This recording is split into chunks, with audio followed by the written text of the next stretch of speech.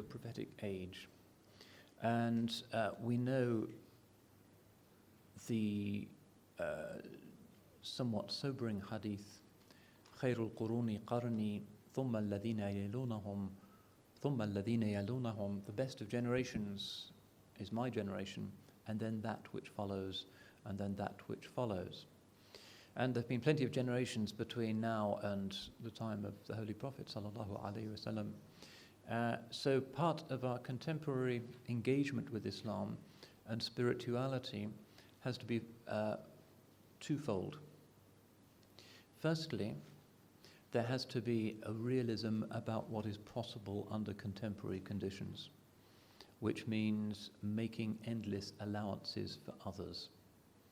And these contemporary Islamist movements, or many of them, that have a utopian view whereby the instruments of the modern nation state must be deployed as instruments for imposing on the population the details of a particularly rigorous interpretation of what the Sunnah might be, are just whistling in the wind. That will not work. Human beings cannot accept that any longer. They cannot carry what they used to carry, quite apart from what we were saying yesterday about the fact that the Salaf were extraordinarily diverse, and very often those who claim to be following them nowadays try to impose a noted totalitarian unity or unanimity on people.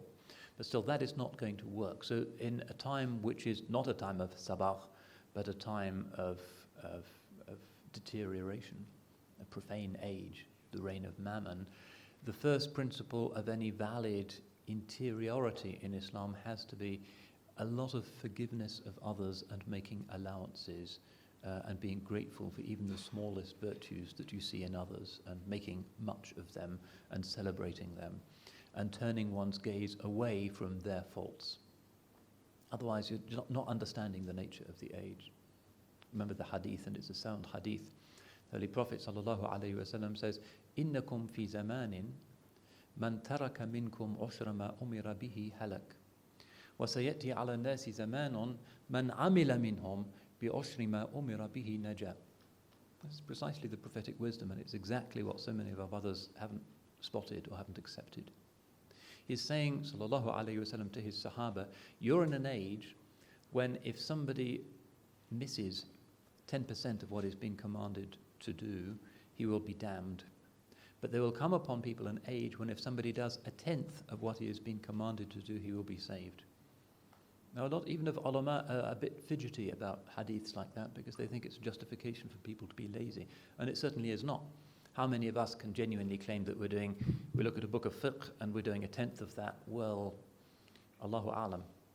We've got a long way to go before we even get up to that 1/10, but the prophetic wisdom is very clear. And it's part of the umirtu an unzila nasa manazilahum. I've been commanded to give people their due or to put people in their places. That is to say, if somebody is struggling in an age of decadence where faith is an exiled, alien, unwelcome principle, and they're still struggling, then we should be blowing a fanfare of trumpets and celebrating that person's little efforts, even if they stumble again and again, instead of yelling at them because they're getting something wrong. That's part of the prophetic wisdom, and we can't get away from that. But unfortunately, we don't have this too often in our fatwas.